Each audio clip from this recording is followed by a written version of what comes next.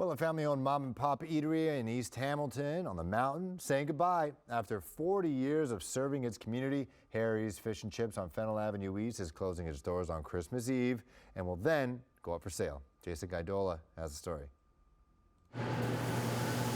If you were looking for haddock or halibut, Harry's Fish and Chips cured the craving for 40 years on Hamilton Mountain. But owner Ivan Janssen says he's shutting down his fryers and turning the page. It's unsustainable for me to keep up the workload, and I have my kids at home, and I want to pay more attention to them and try my hand at something different.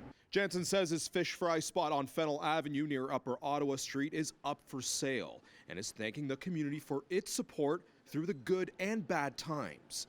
During their lunch rush today, those who sat down to eat are going to miss the good food. So I think it's the best around Hamilton.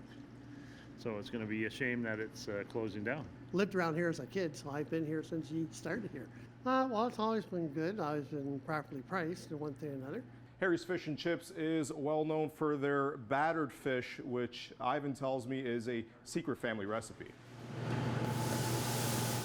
Janssen says his parents, Harry and Grace, launched the restaurant back in the 1980s, one of many family-owned British-style eateries.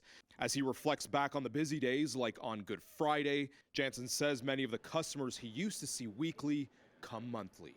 Well, the margins have changed quite significantly. The rent's gone up. The inflation has done a number for to inventories. Janssen says other businesses in the plaza changed hands during the pandemic. Now that he's hanging up his apron, he hopes to see the restaurant flourish again with the same vision his family had. I figured 40 years was a good place to end, and we're ending on a good note, and we're willing to pass it on to someone who's going to respect the art of authentic British fish and chip store. Janssen says Harry's Fish and Chips will close up shop on Christmas Eve. Jason Guidola, CHCH News, Hamilton Mountain.